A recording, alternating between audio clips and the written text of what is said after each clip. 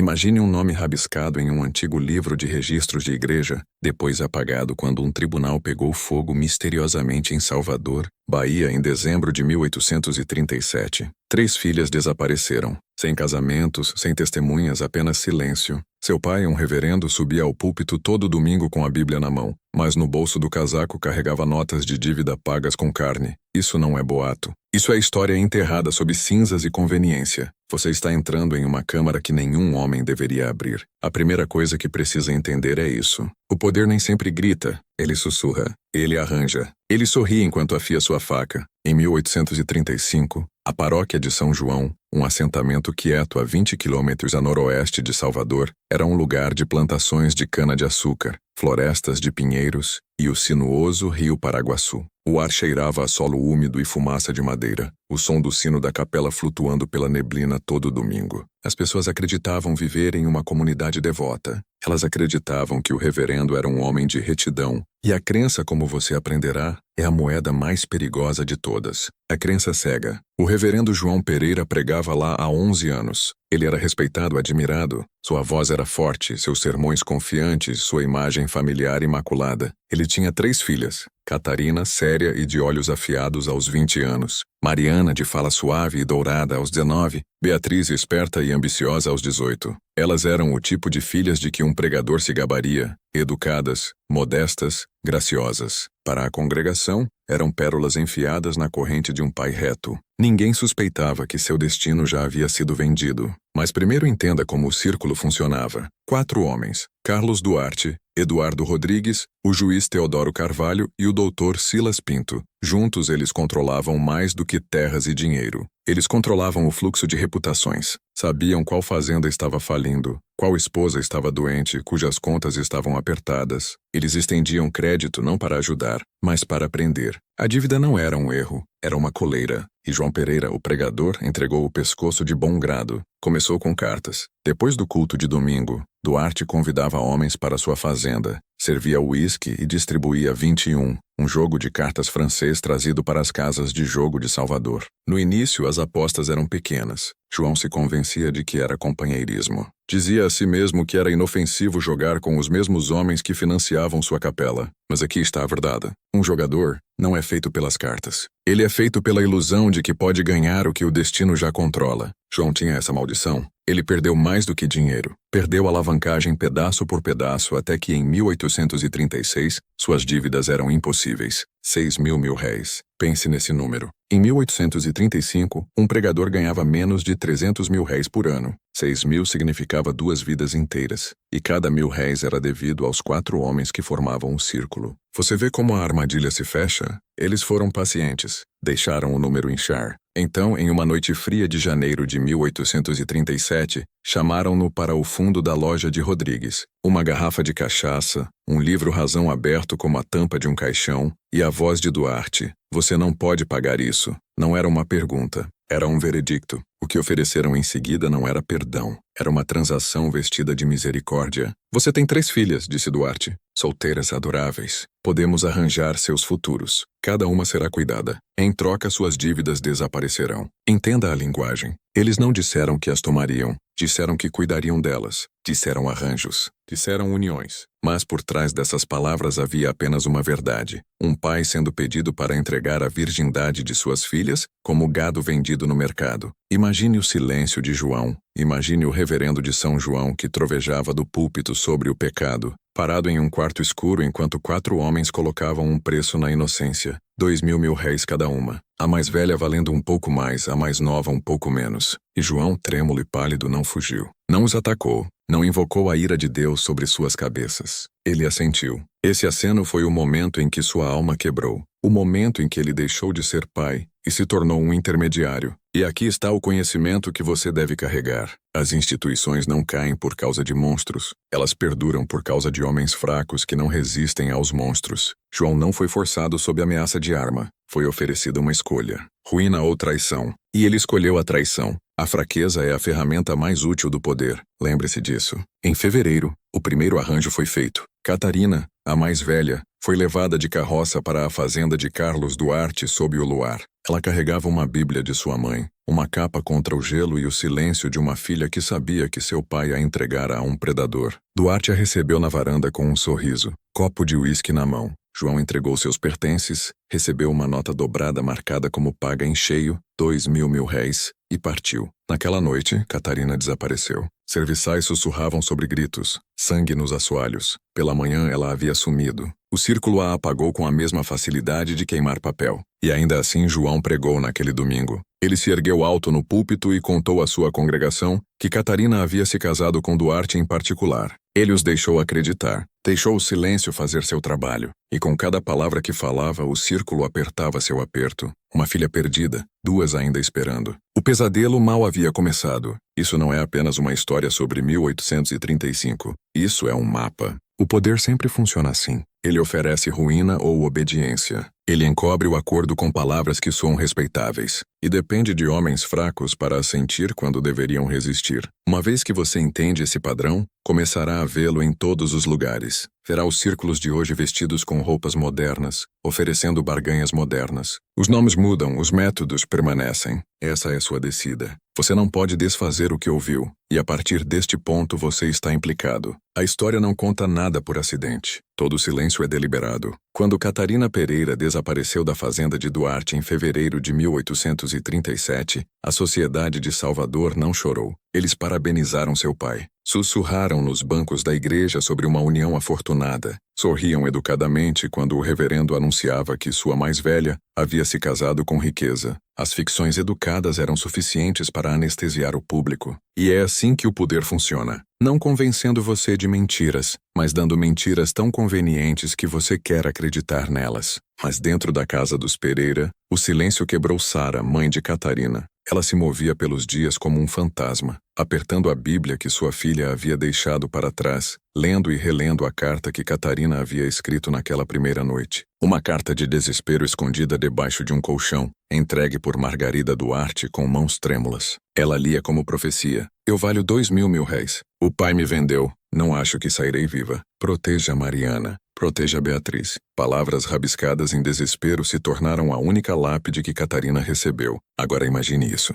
3 noites depois que Catarina foi entregue, Margarida Duarte, esposa de Carlos, apareceu sem anúncio na casa dos Pereira. Ela ficou na varanda, seu chale apertado apesar do casaco pesado, seus olhos vermelhos de insônia. João atendeu a porta, esperando cortesia. Em vez disso, a voz de Margarida quebrou como vidro. Onde ela está? Onde está Catarina? João congelou. Ela está com seu marido, como arranjado. Não, sussurrou Margarida. Ela sumiu. Entenda o peso dessas palavras. Margarida não era uma esposa ingênua. Ela havia suportado os apetites de Carlos Duarte por décadas. Ela conhecia seus padrões, os desaparecimentos de garotas escravizadas, os boatos engolidos pelo silêncio. Mas Catarina era diferente. Catarina era branca, respeitável, filha de um reverendo. Para Margarida, admitir medo era admitir que sua própria casa era um matadouro. E ainda assim ela arriscou tudo para avisar Sara. Catarina havia gritado pela noite. Serviçais sussurravam sobre sangue nos assoalhos, esfregado às pressas. Pela manhã, Catarina havia desaparecido sem capa, sem pertences, sem rastro. Carlos disse à esposa que ela havia fugido. Mas como uma garota foge em fevereiro sem sapatos, sem casaco, sem comida?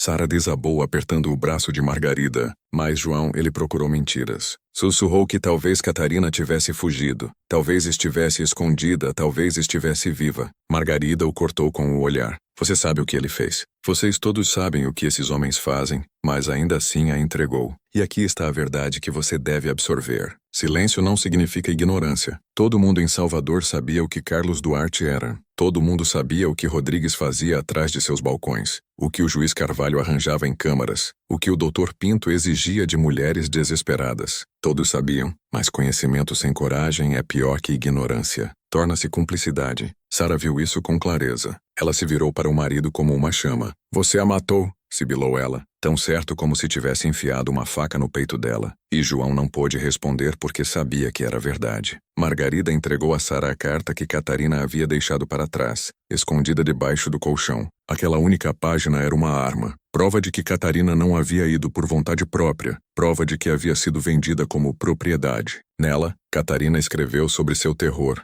sua certeza de morte, sua súplica para proteger suas irmãs. Sara leu em voz alta com voz trêmula, suas lágrimas manchando a tinta. E João, o reverendo, o pastor de seu rebanho, não pôde fazer nada além de baixar a cabeça e deixar o peso de sua covardia sufocá-lo. Mas o aviso de Margarida cortou mais fundo ainda. Não envie as outras. Se entregar Mariana a Rodrigues, se entregar Beatriz a Pinto, elas também desaparecerão. Proteja-as se puder. Fuja se necessário. Mas não acredite por um momento que esses homens oferecem algo além de destruição. Então Margarida partiu, as rodas de sua carruagem sumindo na noite, carregando-a para Recife, fugindo do círculo que não podia mais suportar. Ela sabia que seu silêncio em casa havia permitido que monstros prosperassem, mas, pelo menos ao partir, deu aos Pereira uma chance de salvar o que restava. João aproveitou essa chance? Não. Homens fracos raramente o fazem. Homens fracos se agarram à reputação como náufragos se agarram à madeira à deriva. Ele disse a si mesmo que o silêncio era sobrevivência, que o desaparecimento de Catarina podia ser explicado, que a barganha do círculo ainda devia ser honrada. E assim ele se ergueu no púlpito no domingo, e com voz firme mentiu. Catarina Pereira se casou com Carlos Duarte. Ela está felizmente instalada em sua fazenda. A congregação assentiu, sorriu, acreditou. Aqui está a verdade mais sombria. Sociedades não são corrompidas por vilões. Elas são corrompidas pela vontade de pessoas comuns de assentir quando sabem melhor, de aplaudir educadamente mentiras, de chamar horror por nomes mais suaves. Naquele domingo, quando a paróquia aceitou a história de João, Catarina morreu uma segunda morte, a morte da memória. Mas Sara não podia viver em silêncio. Ela começou a se desfazer. Parou de frequentar os cultos. Parou de falar com o marido exceto para acusá-lo. Vagava pelo quarto vazio de Catarina, segurando a Bíblia de sua filha, lendo sua última carta de novo e de novo, até que as palavras se gravassem em seus ossos. Recusava comida, recusava sono, e logo até os serviçais sussurravam que a esposa do reverendo estava perdendo a mente. Mas loucura em um mundo como esse não é fraqueza, é clareza. Sara viu o que João não via, que a barganha do círculo não era sobre perdão de dívida, era sobre propriedade. Eles possuíam João, possuíam seu silêncio, possuíam suas filhas, e a menos que alguém quebrasse a corrente, Mariana e Beatriz seguiriam Catarina para o escuro. Isso não é apenas a história deles, é seu aviso. O poder não mudou seus métodos. Ainda exige silêncio, ainda exige compromisso, e ainda recompensa homens fracos que escolhem traição em vez de ruína. Pergunte a si mesmo, se você fosse João Pereira encurralado naquele quarto com dívidas como grilhões, resistiria? Ou assentiria e diria a si mesmo que estava protegendo sua família enquanto os entregava à ruína? Lembre-se disso, monstros não sobrevivem sem hospedeiros. Instituições de corrupção não perduram sem pais que concordam em ser covardes, sem congregações que concordam em acreditar em mentiras educadas. O sangue de Catarina não foi derramado por um homem, foi derramado por uma paróquia inteira que se recusou a falar. E agora uma filha se foi, mas duas permaneceram. O círculo era paciente. Eduardo Rodrigues estava esperando por Mariana, e Mariana, ao contrário de sua irmã, prepararia sua própria rebelião. Uma rebelião não de palavras ou orações, mas de veneno escondido em ervas, sussurrado de mãos escravizadas para as dela. A descida estava longe de acabar. Estava apenas começando. Mariana Pereira não era como Catarina, onde a defiância de Catarina ardia abertamente. A resistência de Mariana era uma chama quieta escondida sob camadas de silêncio. Na superfície, ela parecia obediente, complacente até. Quando João contou a ela sobre o arranjo com Eduardo Rodrigues, ela baixou os olhos e disse, sim, pai. Não houve protesto, nem lágrimas, nem recusa. E isso assustou Sara mais do que qualquer coisa, porque ela sabia que o silêncio de sua filha não era submissão. Era cálculo. Mariana havia lido a carta de Catarina, a que Margarida Duarte havia entregue em segredo. Ela a leu não uma vez, mas 10 vezes, deixando cada linha se gravar em sua memória. Eu valho 2.000 réis. O pai me vendeu. Proteja Mariana. Proteja Beatriz. Mariana dobrou o papel com cuidado, pressionou-o em seu corpete e jurou para si mesma que não encontraria o mesmo destino. Ela não seria consumida, ela não seria apagada. Mas como uma garota de 19 anos resiste a homens que possuem o condado, os tribunais e até a obediência de seu pai? não com espadas, não com gritos por justiça. Ela resistiu com conhecimento. Conhecimento mais antigo que a igreja. Conhecimento passado em sussurros de mulheres escravizadas para filhas desesperadas. Conhecimento de ervas. Começou na cozinha dos Pereira, onde Dina, a cozinheira, trabalhava sobre sua lareira. Dina era uma mulher que havia sobrevivido pelo silêncio. Nascida escravizada em uma fazenda ao sul de Salvador, vendida 2 vezes antes de acabar na casa dos Pereira, ela carregava em sua mente uma farmacopeia inteira de sobrevivência. Sabia quais raízes acalmavam tosses, quais bagas curavam febres, quais plantas podiam encerrar uma gravidez antes que começasse. Conhecimento que a sociedade branca descartava como superstição, mas que mulheres escravizadas guardavam como a última arma que tinham em um mundo que as despojava de tudo mais. Mariana começou com perguntas casuais no início. O que é essa folha, Dina? O que ela faz? Depois mais ousadas. E essa raiz pode parar sangramento? Pode provocá-lo? Dina sabia o que Mariana estava perguntando antes que ela terminasse. Uma noite, enquanto sovava a massa, Dina pousou as mãos, limpou a farinha no avental e olhou Mariana nos olhos. Menina, disse ela a voz baixa, essas ervas que você pergunta, elas são para mulheres que não querem carregar a semente de um homem. Coisas perigosas. Demais e você sangra até secar. Pouco e não faz nada. Por que está me perguntando? Os olhos de Mariana não piscaram. Porque meu pai está me enviando para Eduardo Rodrigues e eu sei o que acontecerá lá. Dina congelou. Ela havia visto os apetites de Rodrigues em primeira mão. As garotas que iam até ele em desespero pedindo crédito, pedindo misericórdia. As garotas que saíam de seu quarto dos fundos pálidas e quebradas. Algumas nunca voltavam. Ela apertou os lábios, depois sussurrou. Você está brincando com a morte. A voz de Mariana era firme. Melhor morte nos meus termos do que vida nos dele. Naquela noite, Dina a ensinou arruda, tansagem, corroche preto, raiz de algodão. Mostrou a Mariana como infundi-las em chá, como medir doses com mão cuidadosa. Avisou-a dos perigos, convulsões, febres, sangramento incontrolável. Mas Mariana ouviu, memorizou, preparou porque para ela não havia escolha sobrando. O círculo a havia despojado de todas as opções exceto uma, ruína ou resistência, e ela escolheu resistência. Aqui é onde você deve entender a psicologia do controle. Homens como Rodrigues não precisavam do consentimento de Mariana, eles só precisavam de seu silêncio. Se ela fosse para sua casa, vivesse sob seu teto, gerasse seu filho, a sociedade a envolveria na linguagem da legitimidade. Ninguém perguntaria se ela havia escolhido. Ninguém se importaria se ela havia sido vendida. Sua existência se tornaria uma ficção respeitável, e a ficção é a arma mais forte de todas porque apaga o crime em si. A rebelião de Mariana era envenenar a ficção, tornar-se estéril, negar a Rodrigues o próprio prêmio que ele pensava estar comprando, transformar seu corpo de mercadoria em terra arrasada. Isso não era rendição, era sabotagem. Em março, as chuvas vieram fortes. As estradas eram lama. O rio inchou escuro e inchado. João ficou inquieto observando o calendário. Rodrigues era paciente, mas só até certo ponto. Ele não esperaria para sempre. E João sabia que, uma vez que Eduardo chamasse, ele teria que entregar sua segunda filha, ou enfrentar a ruína. Sara observava Mariana com pavor. Podia ver a mudança em sua filha. Mariana andava sozinha nos bosques por horas, voltando com ervas escondidas nas saias. Pulava refeições alegando falta de apetite, seu corpo emagrecendo, seu rosto pálido mas resoluto. Às vezes Sara a encontrava na mesa, olhando para a chama de uma vela como se medisse contra ela. Quando perguntada, Mariana só dizia, estou me preparando. Preparando para quê? Sara temia já saber. Olhe para o que está acontecendo à sua frente. O círculo demandava conformidade, mas Mariana respondia em silêncio com conhecimento roubado daqueles que a sociedade desprezava. É assim que a verdadeira rebelião nasce. Não nos grandes gestos que os livros de história celebram, mas nas recusas quietas que não deixam registro exceto em sussurros. Mariana tinha 19 anos.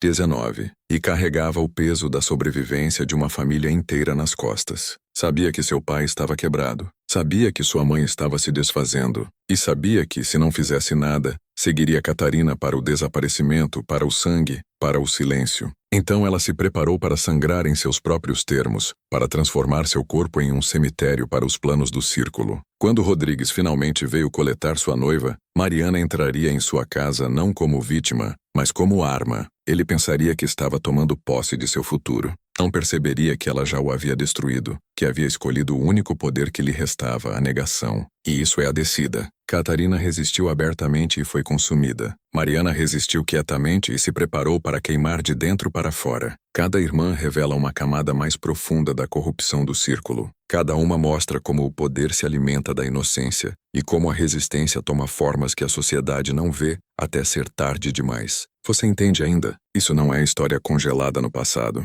Isso é um padrão. O poder sempre busca os complacentes, e aqueles que resistem, seja em voz alta ou em silêncio, são sempre punidos. Você deve decidir que tipo de homem você é. Assentirá como João ou resistirá como Mariana, mesmo que a resistência signifique andar para o fogo, porque o círculo estava esperando. E Eduardo Rodrigues, com seus dedos pesados e olhos gananciosos, já imaginava como Mariana completaria a barganha. No momento em que as chuvas de março transformaram as estradas da paróquia em rios marrons de lama, João Pereira não pôde mais adiar. Eduardo Rodrigues estava cobrando o que era devido. O comerciante havia sido paciente, mas paciência nunca é gratuita. Ela acumula como juros, e no recôncavo baiano juros eram apenas outra palavra para fome. João sabia disso e ainda assim orava por algum milagre que nunca veio. Mas Deus estava em silêncio, como estivera na noite em que Catarina foi levada para a fazenda de Duarte. Em uma manhã cinzenta espessa de neblina, João disse a Mariana para se preparar. Ele falou como se anunciasse uma bênção. O Sr. Rodrigues fez arranjos para você. Ele é um homem de meios. Você será bem cuidada. Sua voz era oca, como se lendo linhas de uma peça em que não acreditava mais. Mariana olhou para ele calmamente. Não tinha lágrimas nem protestos. Sim, pai, disse ela, o tom plano como pedra. Isso assustou João mais do que se ela tivesse gritado, mas ele não ousou perguntar o que ela queria dizer com isso. Homens fracos evitam as verdades que não podem suportar. Sara ficou em silêncio na porta da cozinha, as mãos apertando o batente com tanta força que seus nós dos dedos estavam brancos. Queria gritar, arrancar a mentira da garganta de João, arrastar Mariana para os bosques e correr até que seus pés sangrassem. Mas o círculo já havia tecido sua rede. Ela sabia que não podiam escapar. Em vez disso, pressionou a carta de Catarina na mão de Mariana e sussurrou: "Não deixe que levem sua alma." Mariana guardou a carta em seu corpete ao lado dos pequenos sachês de ervas que Dina lhe dera. Ela havia preparado com cuidado, medindo doses, moendo raízes em pós, embrulhando-os em pano, armas disfarçadas de remédio. Ela os carregava não em defiança do destino, mas como uma reescrita dele. Se não pudesse escapar da jaula, envenenaria suas grades. A viagem de carroça para a propriedade de Rodrigues foi longa e silenciosa. A chuva tamborilava contra a cobertura de lona, transformando a estrada em argila pegajosa. João segurava as rédeas, olhos fixos à frente, incapaz de olhar para sua filha. Mariana sentava com as mãos dobradas no colo, calma, distante, como se já tivesse ido embora dele. Em sua mente repetia os nomes como orações. Arruda Tansagem, Corroche Preto, Raiz de Algodão. Cada sílaba um escudo. A casa de Rodrigues surgiu da neblina. Uma estrutura larga e baixa com tábuas desgastadas e uma varanda que afundava sob seu peso enquanto ele saía para cumprimentá-los. Eduardo Rodrigues não era um homem de elegância. Era pesado, grosseiro, suas roupas esticando contra a barriga, seus dedos grossos com anéis comprados de dívidas que coletava como troféus, seus olhos pequenos brilhavam ao olhar para Mariana, do jeito que um açougueiro avalia gado. "Reverendo", disse ele, voz suave com falsa cortesia, "e a adorável senhorita Mariana. Bem-vindos, bem-vindos." João forçou um sorriso, tateando por dignidade. Ele entregou uma pequena sacola com os pertences de Mariana. "Ela está pronta, Sr. Rodrigues. Que o Senhor abençoe este arranjo." Sua voz falhou na palavra abençoe. Rodrigues sorriu e estendeu a mão. Mariana desceu da carroça, rosto inexpressivo, olhos fixos nele. Ele tocou seu braço, o gesto demorando um momento a mais e o estômago de João revirou, mas ele nada disse. Apenas pegou o pedaço de papel dobrado que Rodrigues produziu, pago em cheio. 2.000 réis. 2 filhas perdidas, uma dívida apagada. Mariana cruzou o limiar da casa de Rodrigues, e a porta se fechou atrás dela com um som que ecoou como finalidade. João ficou na varanda, segurando o papel em sua mão trêmula, sentindo o peso de outra barganha selada. Depois virou e dirigiu de volta para a neblina, deixando sua segunda filha à misericórdia do círculo, que é dizer, nenhuma. Dentro, o ar cheirava a tabaco e madeira úmida. Rodrigues mostrou a Mariana um quarto no andar de cima, mobiliado com uma cama coberta de colchas pesadas, uma pequena mesa, uma bacia. "Este é seu quarto", disse ele sorrindo. "Você verá que sou generoso. Não lhe faltará nada." Sua mão roçou o rosto dela ao falar, e Mariana sentiu o estômago revirar, mas não recuou. Apenas assentiu em silêncio, ensaiando seu plano. Naquela noite, quando Rodrigues veio até ela, a rebelião de Mariana começou. Ela serviu cachaça para ele no jantar, observando com cuidado enquanto ele bebia. Ela bebia também, mas não da mesma garrafa. A dela estava misturada com o chá amargo que havia preparado em segredo, uma mistura de ervas que tornaria seu corpo terra hostil. Ela engoliu calmamente, sabendo o risco. A dor viria, o sangramento viria, talvez até a morte, mas era escolha dela, não dele. Isso era sua vitória. Rodrigues a alcançou, como havia alcançado inúmeras mulheres antes, presunçoso em seu poder, certo em sua posse, mas a mente de Mariana estava em outro lugar.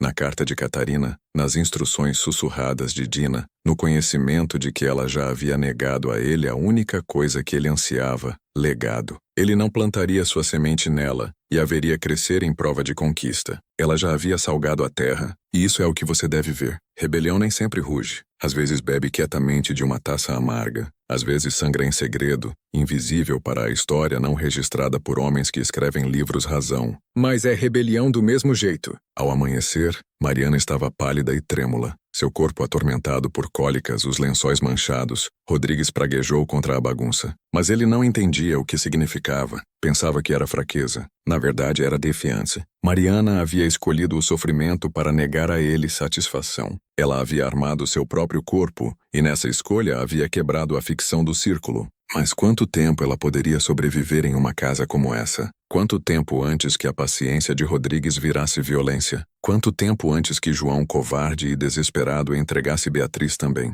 As respostas jaziam adiante, esperando nas sombras. Cada revelação arrastando você mais fundo no proibido. Você está começando a ver o que a história tentou enterrar. Que o verdadeiro horror não está apenas nos crimes cometidos, mas nas barganhas aceitas, nos silêncios suportados. A luta de Mariana havia começado, mas o círculo não havia terminado. O nome de Beatriz já estava escrito em seu livro Razão. A primeira semana na casa de Eduardo Rodrigues foi uma guerra quieta. Na superfície, Mariana era sua posse, filha de um reverendo, trocada como propriedade, colocada em um quarto com lençóis limpos e uma porta trancada. Para Rodrigues era vitória. Ele havia assegurado o que considerava seu direito: juventude, beleza e a satisfação presunçosa de possuir o que pertencia a outro homem. Mas abaixo da superfície, a defiança de Mariana pulsava como uma corrente oculta. Toda noite ela bebia as infusões amargas que Dina lhe ensinara a fazer. Arruda, tansagem e raiz de algodão infundidas em água até o gosto ser afiado o suficiente para picar sua língua. Ela bebia em silêncio e as cólicas vinham. O sangramento seguia. Lençóis manchados de escuro, seu corpo atormentado pela dor. Rodrigues praguejava contra o inconveniente, latindo para serviçais limparem, dizendo que ela era frágil, inútil, um mau retorno para seu investimento. Mas Mariana apenas jazia imóvel, pálida e inflexível, sabendo que com cada gota de sangue ela estava reescrevendo os termos de sua prisão. Você deve entender a genialidade de sua rebelião. Ela não podia lutar Rodrigues com punhos. Não podia acusá-lo em tribunal, nem mesmo fugir. As estradas, os xerifes, o alcance do círculo eram amplos demais. Sua única arma era seu próprio corpo. Ao se tornar terra estéril, ela negava a ele o triunfo que mais buscava, linhagem. Ele a queria como prova, como posse fértil que pudesse gerar filhos. Ela se transformou em ruína, e embora quase a matasse, esse ato de sabotagem era seu único ato de liberdade. Mas rebelião deixa marcas. Ao fim da semana, o rosto de Mariana estava oco. Sua pele cerosa, mal conseguia ficar de pé sem tremer. Os serviçais sussurravam que ela estava morrendo, e Rodrigues ficou inquieto. Ele não era um homem acostumado à negação. Havia pago por inocência e, em vez disso, recebera resistência. Sua paciência já fina começou a rachar. Uma noite, bêbado de rum e raiva, ele invadiu o quarto de Mariana, gritando que ela o havia amaldiçoado. Sacudiu-a até que seus dentes chacoalhassem, seus dedos gordos cravando em seus braços. "Você acha que é esperta?" sibilou ele. "Acha que pode me enganar?" Mas Mariana nada disse. Apenas o encarou com olhos firmes, lábios pressionados brancos, suportando sua fúria como uma tempestade que já havia enfrentado. Silêncio nem sempre é rendição. Às vezes é a lâmina mais afiada. Naquela noite, Rodrigues desceu para escrever uma carta. Enviou-a por mensageiro ao reverendo Pereira, exigindo uma explicação. "Sua segunda filha está danificada", dizia a carta. "Ela é fraca, doentio, incapaz de cumprir seu dever. Não tolerarei ser enganado. Você responderá por isso." João recebeu a carta com mãos trêmulas. Leu-a sozinho em seu gabinete, a luz da vela tremulando no suor em sua testa. Sua esposa Sara viu o papel e exigiu saber o que dizia. Ele o dobrou rapidamente, escondendo-o no bolso. "Não é nada", mentiu. Mas Sara não era cega. Sabia que Mariana estava em perigo e sabia que João nada faria. Ele já havia provado que tipo de homem era, e assim Sara virou os olhos para sua mais nova, Beatriz. Aos 18, Beatriz era esperta de maneiras que suas irmãs não eram. Havia estudado contas, lido latim e feito perguntas que a maioria das garotas era proibida de fazer. Tinha uma mente afiada para a sobrevivência, embora ainda não tivesse sido testada no fogo. Sara temia o que viria em seguida porque podia vê-lo claramente. Uma vez que Rodrigues terminasse com Mariana, o círculo exigiria Beatriz. É assim que o poder se move. Ele não pausa para saborear suas vitórias. Devora uma e alcança a próxima. O livro Razão do Círculo já tinha o nome de Beatriz escrito em tinta invisível, e João, enfraquecido, quebrado, desesperado, estava se preparando para assiná-lo. Enquanto isso, Mariana jazia em seu quarto como um fantasma. Dias se confundiam. A dor pulsava por seu corpo. Cada cólica uma lembrança de que ela havia escolhido resistência. Às vezes se perguntava se já havia se matado, se seu sangue estava escrevendo a última linha de sua vida. Mas mesmo em sua fraqueza, agarrava-se à carta de Catarina escondida debaixo de seu travesseiro. Traçava as palavras com os dedos e as sussurrava para si mesma como oração. Proteja Mariana. Proteja Beatriz. Você vê a ironia? Catarina havia suplicado pela proteção de Mariana. Agora Mariana, meio morta na casa de Rodrigues, se agarrava à esperança de que ainda pudesse proteger Beatriz. Resistência se torna herança. Uma irmã sangra, outra se prepara e a corrente de rebelião se estica. Mesmo enquanto a corrente de opressão aperta, essa é a simetria proibida que a história nunca conta. Uma noite, uma serviçal escrava, sem nome nos registros, entrou no quarto de Mariana com uma vela. Pressionou um pano fresco em sua testa e sussurrou. Vi o que você fez. Eu sei. Os lábios de Mariana se curvaram em um sorriso fraco. A garota se inclinou perto. Eles acham que você é fraca, mas fraqueza pode matar um homem tão certo quanto veneno. Não os deixe ver você com medo. Depois ela se foi, deixando Mariana com o conhecimento de que mesmo naquela casa de predadores, sussurros de resistência ainda viviam. Mas sussurros não param monstros, e Rodrigues estava ficando impaciente. Ele escreveu novamente a João, ameaçando consequências se as dívidas não fossem propriamente satisfeitas. Insinuou exposição, arrastar o reverendo para a lama, revelar o desaparecimento de Catarina como evidência de fraude. João entrou em pânico. Considerou oferecer Beatriz mais cedo do que planejado, para apaziguar o círculo e manter suas mentiras intactas. E aqui você deve confrontar o coração da descida. João não estava mais barganhando com os futuros de suas filhas. Estava barganhando com suas vidas. Uma perdida, uma sangrando em defiância, uma ainda esperando. E o tempo todo se convencia de que estava protegendo sua família. Essa é a mentira mais perigosa de todas. A mentira que homens fracos contam a si mesmos para dormir enquanto o mundo queima ao redor deles. Mariana sabia que não duraria muito na casa de Rodrigues, mas também sabia disso. Já havia negado a ele a vitória, e às vezes a negação é a vitória mais afiada que uma alma sem poder pode conquistar. A tempestade agora se movia para Beatriz, e com ela a máscara de civilidade do círculo começou a escorregar, revelando os dentes por baixo. Beatriz Pereira era, se paróquia, era um lugar de cura. Para Beatriz era uma armadilha disfarçada de refúgio. Pintos encontrou na porta em seu casaco de médico, óculos brilhando na luz da manhã. Era um homem magro, de traços afiados, seu sorriso apertado como se tivesse sido cortado em seu rosto com um bisturi. Reverendo, disse calorosamente. E senhorita Beatriz, bem-vindos, bem-vindos. Você encontrará minha casa muito confortável. Seus olhos demoraram nela com o desapego clínico de um homem examinando uma amostra. João murmurou palavras de bênção, entregou a sacola de Beatriz a Pinto e aceitou o pedaço de papel dobrado, pago em cheio, 2.000 réis. 3 filhas, 3 dívidas, 3 pedaços de papel. João o guardou no bolso do casaco como se fosse escritura. Subiu de volta na carroça e dirigiu embora. Não olhou para trás, não podia suportar. Beatriz cruzou o limiar para a casa do médico. A porta se fechou com uma pesada finalidade, e ela sentiu a armadilha se fechar. Mas, ao contrário de suas irmãs, havia preparado sua mente para esse momento. Não estava entrando em cativeiro como vítima. Estava entrando como testemunha, pronta para memorizar cada detalhe, cada palavra, cada crueldade. Ela entendia que sua sobrevivência poderia não significar escape, mas, se suportasse, poderia carregar prova. O médico mostrou a ela um quarto no andar de cima, mobiliado com uma cama, escrivaninha e prateleiras de livros médicos. Você tem uma boa mente, ouvi dizer, disse ele. Vou colocá-la em uso. Talvez aprenda 1 ou 2 coisas sob meus cuidados. Ele sorriu finamente e Beatriz entendeu imediatamente. Isso não era bondade. Era posse disfarçada de mentoria. Ele a ensinaria apenas o que reforçasse seu controle. Beatriz o estudou com cuidado. Viu como ele se movia, como seus olhos dardejavam, como suas mãos demoravam em objetos mais do que necessário. Ouviu quando ele falava de pacientes na cidade, notando quais nomes mencionava, quais segredos revelava casualmente. Entendia que ele não era simplesmente um homem de medicina. Era um homem que negociava conhecimento, acumulando vulnerabilidades como Rodrigues acumulava dívidas. Informação era sua moeda, e ele a gastava para controlar vidas. Você é afortunada, disse a ela uma noite, seus olhos brilhando à luz da lâmpada. A maioria das garotas da sua idade não sabe nada além de costura e hinos, mas você aprenderá comigo. Verá o que outros não suportam. Ele se inclinou mais perto, seu hálito afiado com vinho. E guardará esses segredos, não é? Porque você pertence aqui agora. Beatriz assentiu, mas dentro de sua mente o voto se formou de forma diferente. Sim, guardarei segredos, mas não para você. Guardarei para o dia em que você cair. Na cozinha, encontrou aliados. Serviçais sussurravam quando Pinto não estava perto.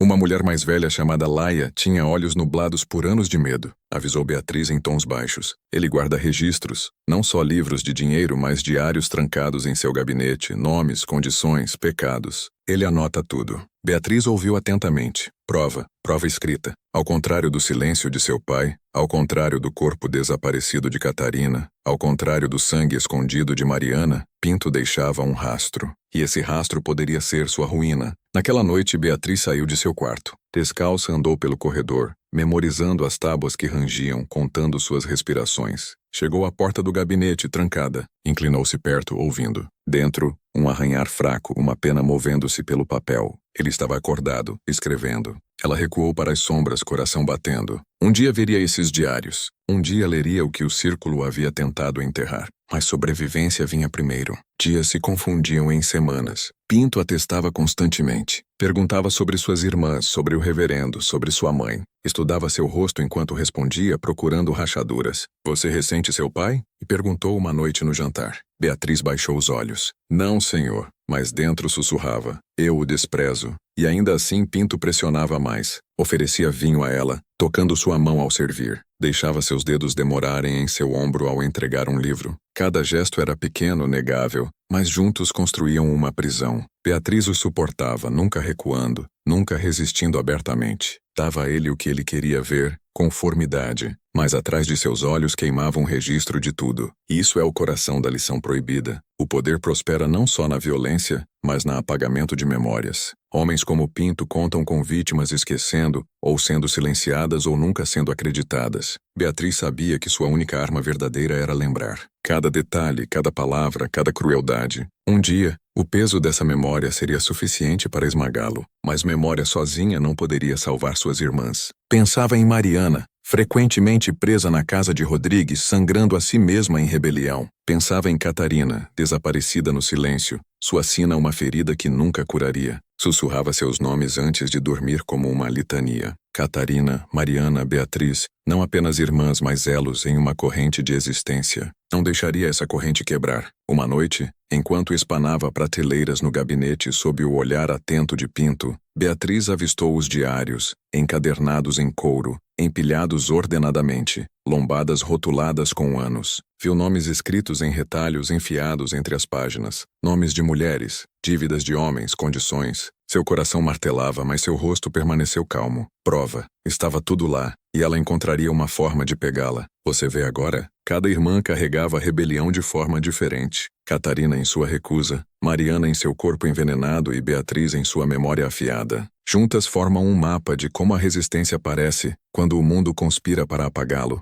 E esse mapa não é apenas delas, é seu, porque o círculo não está morto. Veste roupas novas, fala novas línguas, esconde-se atrás de novas instituições, mas espera que você se curve como João se curvou. E se você for fraco, assentirá e chamará traição de sobrevivência. Essa é a corrente, essa é a maldição. Beatriz sabia disso mesmo então. Sabia que poderia não escapar da casa de Pinto viva, mas também sabia que se suportasse tempo suficiente, se carregasse o peso da memória como uma lâmina, poderia deixar para trás algo que suas irmãs não puderam. Verdade afiada demais para ser apagada. A pergunta não era se ela poderia suportar. A pergunta era quanta escuridão poderia carregar antes que a consumisse. Na noite em que Beatriz abriu o diário pela primeira vez, entendeu por que suas irmãs haviam sido consumidas. Até então, a corrupção do círculo havia sido pessoal. Catarina vendida ao apetite de Duarte. Mariana trocada para a casa de Rodrigues. Mas os diários revelavam algo maior, algo mais frio. Isso não era simplesmente o apetite de homens. Era um sistema, uma máquina.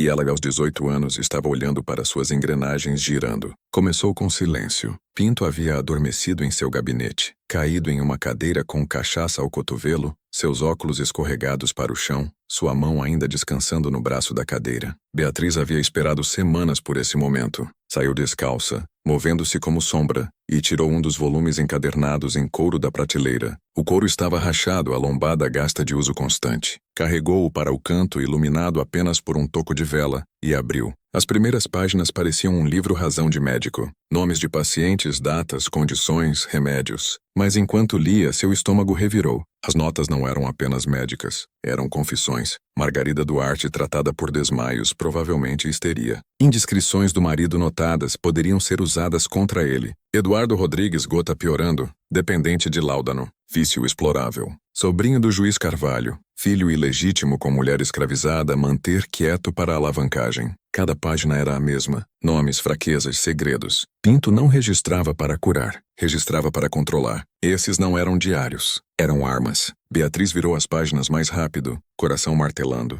E lá, entre notas médicas e dívidas financeiras, encontrou as entradas para sua própria família. João Pereira, jogo excessivo, dívida crônica, desespero o torna maleável. Esposa Sara, melancolia piorando. Observar por instabilidade. Filhas Catarina, Mariana, Beatriz. Ativos a serem arranjados. Ativos. Essa única palavra a atingiu como uma lâmina. Não filhas, não mulheres. Ativos como se fossem entradas em um livro-razão, não diferentes de um campo ou um cavalo. Suas mãos tremiam enquanto lia o resto. Catarina entregue a Duarte, dívida quitada. Mariana colocada com Rodrigues. Dívida quitada. Beatriz a ser assegurada por mim mesmo. Dívida resolvida em cheio. Seu fôlego parou. Ela não era uma pessoa para esses homens. Era uma transação. E seu pai havia assinado o contrato com silêncio. Beatriz fechou o diário, pressionando-o contra o peito, lutando contra o impulso de gritar. Sabia agora o que Catarina havia intuído, o que Mariana havia sangrado. O círculo não era sobre luxúria apenas. Era sobre posse de tudo, corpos, reputações, futuros. Era sobre tecer uma rede tão fina que ninguém pudesse se mover sem seu conhecimento.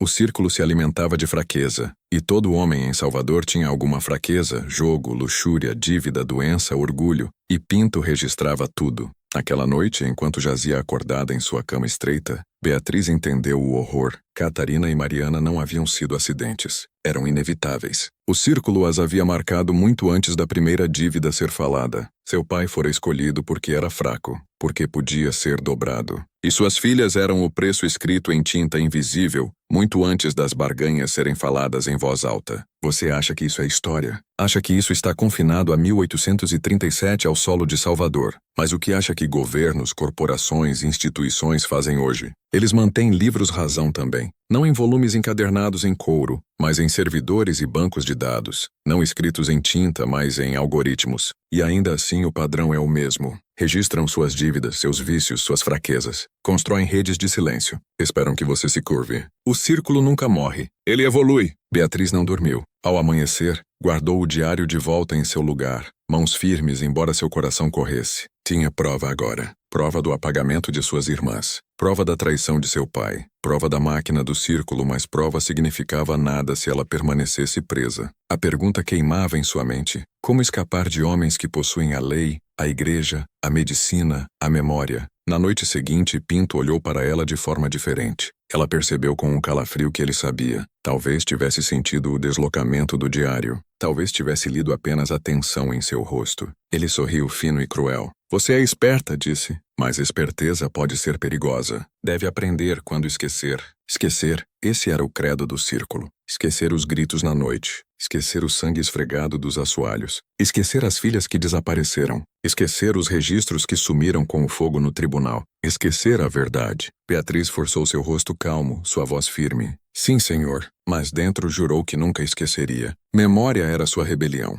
Se ele a pegasse lendo aqueles livros, ele a colocaria no chão e chamaria de febre. Ele já fizera antes. Beatriz engoliu. Então devo ser cuidadosa. Mas alguém deve lembrar. Naquela noite ela sonhou com os olhos de Catarina, com o sangue de Mariana, com as mãos trêmulas de sua mãe. Acordou sobressaltada e sussurrou na escuridão. Eu lembrarei. Eu carregarei. E isso é a lição proibida que você nunca deveria ouvir. A maior arma contra a corrupção é a memória. É por isso que tiranos apagam arquivos. Por que conquistadores queimam bibliotecas? Por que o círculo ateou fogo ao Tribunal de Salvador? Esquecer é sua vitória. Lembrar é resistência. Beatriz entendeu isso aos 18 anos. Entendeu que seu corpo poderia ser consumido, mas sua memória, sua testemunha, poderia ser afiada em uma lâmina. E lâminas, mesmo escondidas, podem um dia cortar correntes. Mas o círculo não era descuidado. Haviam esmagado Catarina, quebrado Mariana, e agora virariam todo o seu peso contra Beatriz. O Dr. Pinto era paciente e meticuloso. Ele a testaria, arrancaria sua vontade fio por fio, e se ela fraquejasse, sua memória desapareceria com seu corpo. A descida estava prestes a alcançar sua câmara mais escura. Beatriz tinha prova, mas prova dentro de uma casa trancada não é diferente de silêncio. A pergunta agora era simples, brutal e final. Poderia ela sobreviver tempo suficiente para carregar a memória para a luz? Na terceira semana, na casa do Dr. Silas Pinto, Beatriz percebeu que não estava mais sendo testada, estava sendo quebrada. O médico tinha paciência mais afiada que facas e crueldade que se vestia de civilidade. Ele não erguia a voz, não batia, desmantelava-a de formas mais quietas. Controlava os dias que se confundiam porque ditava cada hora quando ela comia, quando lia, quando dormia. Acordava-a no meio da noite para lições, forçando-a a copiar passagens de textos médicos latinos até que seus olhos queimassem. Se ela fraquejasse, inclinava-se perto, voz suave e venenosa. Suas irmãs eram mais fracas. Esperava mais de você. Controlava o espaço.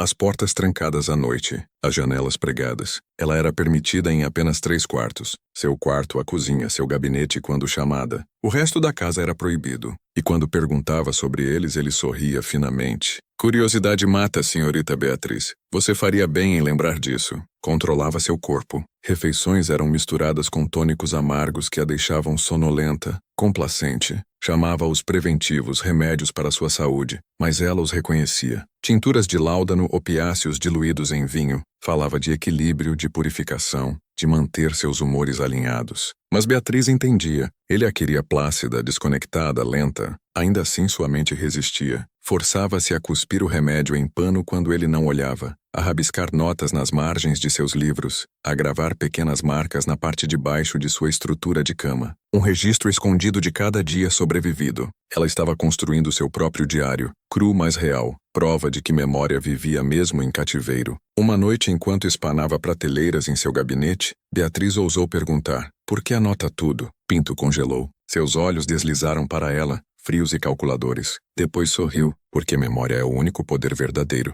Homens esquecem suas dívidas. Mulheres negam seus pecados. Mas tinta não esquece. Esses livros me tornam mais forte que a lei, mais forte que Deus. Você deveria aprender essa lição, menina. Menina, ele a chamava de menina para lembrá-la de impotência, mas ela ouviu algo mais por baixo. Uma confissão. Mesmo ele sabia que seu poder repousava não em suas mãos, mas em seus livros razão. Se aqueles livros fossem expostos, o círculo se estilhaçaria. Esse pensamento se tornou sua chama no escuro. Mas o círculo não dependia apenas de Pinto. Os outros observavam. O juiz Carvalho visitou uma tarde, sua carruagem rolando pela entrada de Cascalho. Veio sob pretexto de buscar conselho médico, mas Beatriz viu através disso. Seus olhos demoravam nela enquanto carregava chá para o gabinete. Ela cresce em seu papel, comentou com Pinto como se ela nem estivesse presente. Mantenha-a obediente. Fraqueza é contagiosa. Ela manteve o rosto calmo, mas dentro fúria queimava. Para eles era gado um investimento. Cada palavra confirmava o que Catarina havia escrito, o que Mariana havia sangrado.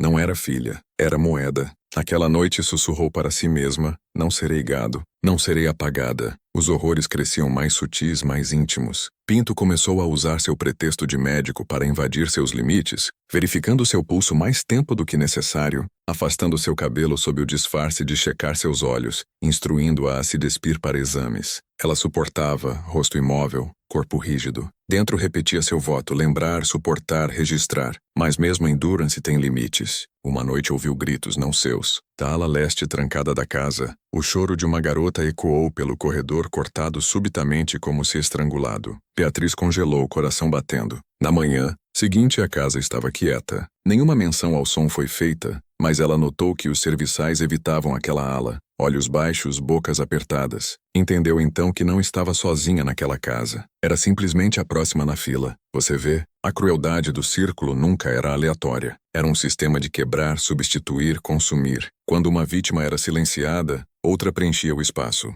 Sem rastro, sem registro, apenas sussurros que sumiam no tempo. A menos que alguém lembrasse. E isso era o verdadeiro tormento de Beatriz. Podia sobreviver às portas trancadas, ao vinho envenenado, até às mãos invasivas de Pinto. O que a assombrava era o conhecimento de que outros haviam gritado naquela casa antes dela, que outros gritariam depois. Era um elo em uma corrente estendendo-se anos, talvez décadas. Essa era a perfeição do círculo. Fazer indivíduos acreditarem que seu sofrimento era isolado, quando na verdade era parte de uma maquinaria mais antiga que a memória. Ainda assim planejava. Cada noite traçava as rachaduras nas tábuas do chão, as dobradiças das janelas, o ritmo dos passos de Pinto. Mapeava escape em sua mente, mas sabia que escape sozinho não era vitória. Sobrevivência sem prova era apenas outro silêncio. E silêncio era a arma favorita do círculo. Então sussurrava as palavras de Catarina na noite como escritura. Proteja Mariana. Protega Beatriz. Sussurrava a defiança de Mariana. Melhor sangue que rendição.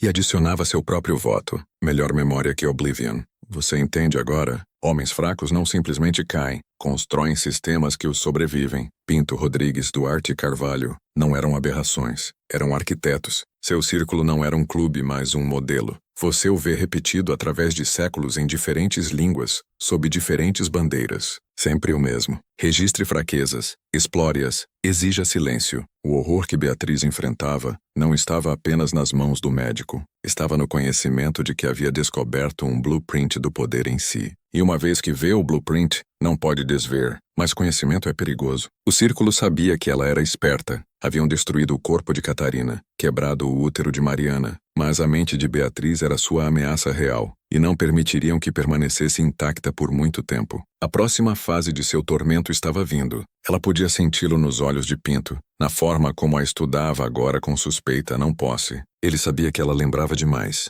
Sabia que ela havia vislumbrado os diários, e quando homens como ele crescem temerosos, sua crueldade se afia em algo absoluto. Beatriz estava de pé à beira do rosto final do círculo. O que descobriu em seguida seria mais aterrorizante que qualquer coisa que suas irmãs suportaram, porque Catarina e Mariana haviam sofrido como filhas. Mas Beatriz estava prestes a sofrer como testemunha, e testemunhas são a única coisa que o círculo não pode permitir que viva. Em maio de 1837, Beatriz sabia que o círculo não esperaria muito mais. A máscara de civilidade de Pinto havia começado a rachar. O tom gentil, as palestras paternalistas, as inspeções infinitas, tudo carregava uma borda nova agora, como se ele não se importasse mais em fingir que ela era sua pupila. Ela havia se tornado, em seus olhos, perigosa, e perigo dentro do círculo não podia ser tolerado. Começou com silêncio. Serviçais que uma vez sussurravam avisos para ela, não mais encontravam seus olhos. Laia, a mulher mais velha que lhe contara sobre os diários, desapareceu da noite para o dia. Sem explicação, sem adeus. Beatriz perguntou para onde ela havia ido,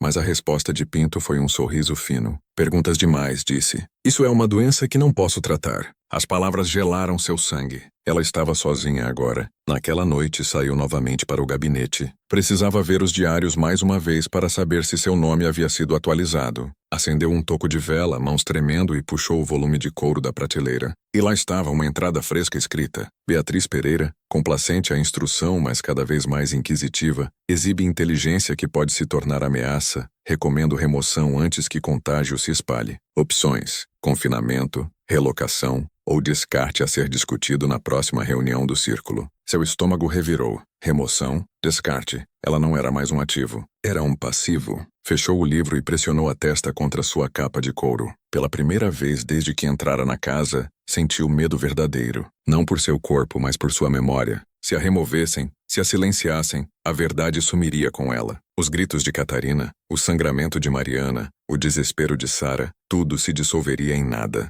Essa era a genialidade do círculo. Não consumiam apenas corpos, consumiam história. No domingo seguinte, Pinto anunciou que ela o acompanharia a Salvador para uma diligência médica. Beatriz entendeu instantaneamente que isso não era diligência, era entrega. Estava sendo passada adiante ou pior, enterrada no silêncio da cidade. Sorriu, assentiu, representou seu papel, mas dentro sua mente corria. Se deixasse aquela casa, poderia nunca ter chance de voltar aos diários, e se os diários permanecessem escondidos, o círculo perduraria intocado. Naquela noite fez sua escolha. Saiu de volta ao gabinete com uma chave roubada. Suas mãos tremiam enquanto destrancava a escrivaninha e puxava livre um único volume, o com os nomes de sua família, com Catarina e Mariana listadas como ativos, com sua própria sina escrita em tinta fria. Guardou-o debaixo do vestido, amarrando-o contra suas costelas com tiras de pano. O peso era pesado, mas não mais pesado que a verdade que carregava. Quando Pinto acordou, ela esperava no salão, sacola empacotada. Ele ergueu uma sobrancelha para sua prontidão, mas nada disse. A carruagem esperava fora. Enquanto chacoalhavam pela estrada lamacenta rumo a Salvador, o coração de Beatriz batia forte. Manteve os olhos no horizonte, apertando o diário escondido debaixo do vestido como uma relíquia. Na cidade, Pinto a levou a uma grande casa perto do tribunal. Beatriz nunca vira riqueza assim. Degraus de mármore, colunas alcançando o céu, lanternas queimando mesmo à luz do dia. E lá, esperando na sala de visitas, sentavam Carlos Duarte, Eduardo Rodrigues e o juiz Carvalho. O círculo se reunira. Sua garganta secou. Isso não era transferência. Era julgamento. Pinto falou suavemente. A mais nova Pereira se tornou problemática. Lê demais, pergunta demais. Recomendo ação decisiva antes que estrague o arranjo. Os homens a estudaram como corvos. Olhos de Duarte frios e predatórios. Lábios de Rodrigues úmidos de vinho. Olhar de Carvalho calculador atrás de óculos polidos. O que sugere? Perguntou Carvalho. Remoção, disse Pinto simplesmente. O asilo talvez um diagnóstico de histeria. Assim o reverendo não pode protestar.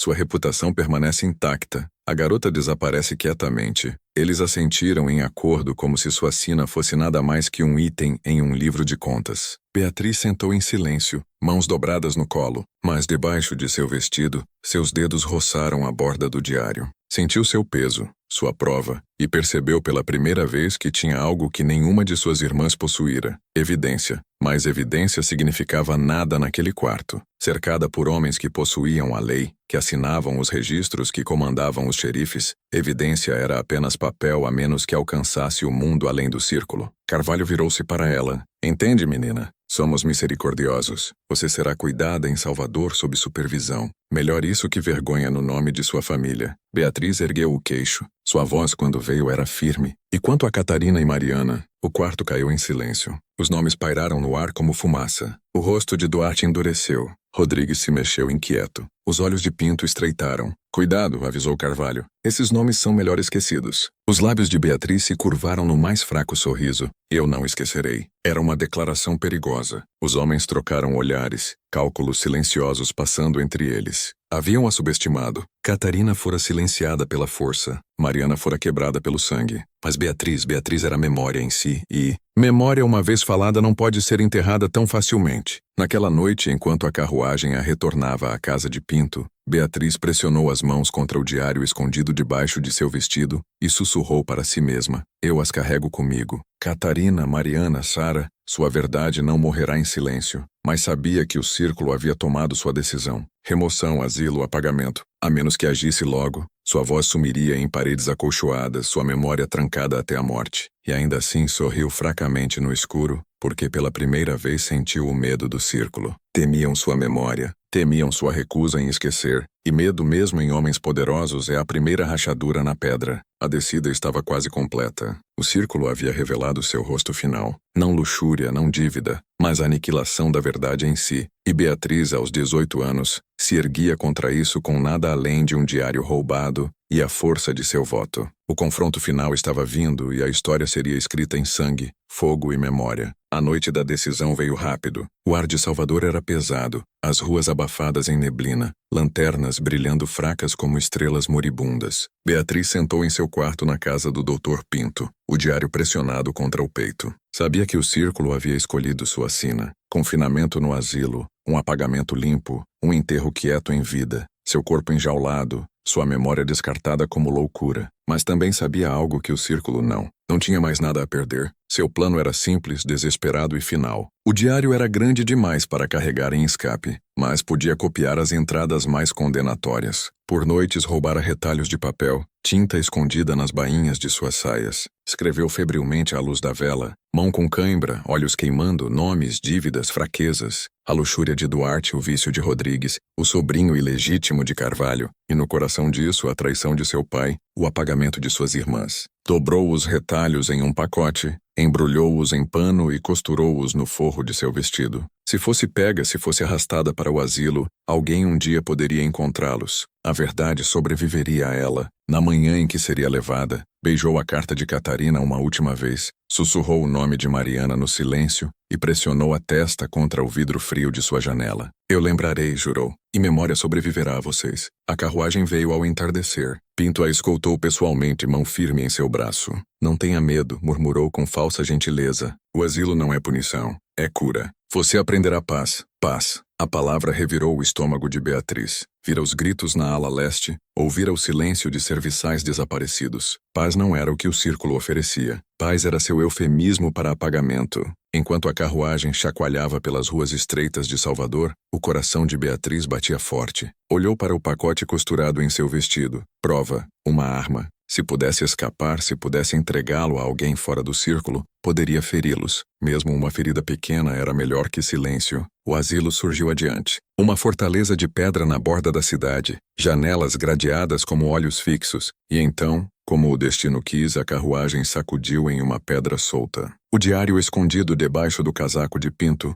escorregou para o chão. Por um momento, Beatriz o encarou, o original, mais pesado que a verdade em si. Sua chance, sua mão dardejou para baixo, fechando sobre a capa de couro. Os olhos de Pinto se arregalaram. Pela primeira vez desde que o conhecia, sua máscara rachou. Pânico, ele investiu, agarrando seu pulso. Não, sibilou. Você não entende o que segura. Entendo perfeitamente, disse ela, voz firme. É a verdade e você tem medo dela. A carruagem balançou enquanto lutavam. O condutor gritou, luz de lanterna derramou. Beatriz puxou com toda a força e o diário se soltou. Abriu a porta com força, o ar noturno correndo frio contra seu rosto e se jogou na rua. Atingiu o chão com força, joelhos raspando, palmas sangrando, mas não parou. Apertou o diário contra o peito e correu. Atrás dela, Pinto gritou para o condutor dar caça. Cascos trovejaram, rodas chacoalharam, mas Beatriz correu pelos becos sufocados de neblina como um animal caçado. Coração batendo, pulmões queimando. Corria não por si, mas por Catarina, por Mariana, por Sara, por cada nome preso naquele livro amaldiçoado. Por fim suas pernas fraquejaram perto do cais. Desabou contra uma parede de pedra ofegante, sangue riscando suas mãos. O diário jazia pesado em seu colo.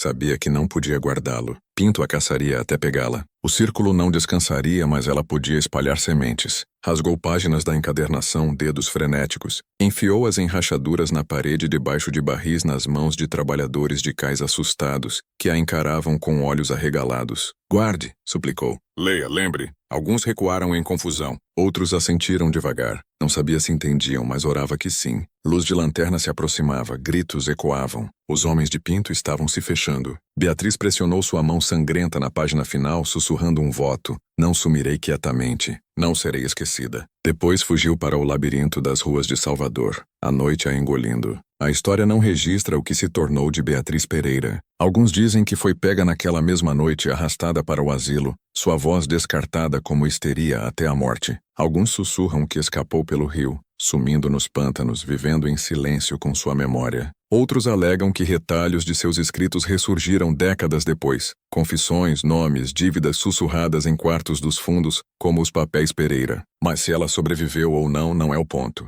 O que importa é isso, ela lembrou. Carregou verdade contra o peso total de homens que buscavam apagá-la. E mesmo se seu corpo foi silenciado, sua memória sangrou para a história como tinta que nenhum fogo poderia queimar. Porque memória, uma vez plantada, não morre. Espera. Espera por homens como você encontrá-la, carregá-la, afiá-la em uma lâmina contra as correntes do silêncio. Os gritos de Catarina, o sangue de Mariana, a fuga de Beatriz. Não são ecos do passado. São avisos. São mapas. Mostram o que o poder parece quando deixado sem controle. Quando homens fracos trocam dignidade por sobrevivência. Quando instituições protegem predadores e apagam os inocentes. Não esqueça isso. Não deixe seu silêncio se tornar o seu, porque o círculo não se foi. Respira ainda em novos salões sob novos nomes. E espera que você se curve. Então escolha agora. Esquecerá como João fez e deixará o círculo banquetear? Ou lembrará como Beatriz fez e fará da memória sua rebelião? A decisão é sua. Mas entenda isso. Uma vez que ouviu sua história, uma vez que olhou para esse abismo, nunca pode retornar inalterado. Você foi marcado. Carrega a memória agora. E memória carregada tempo suficiente se torna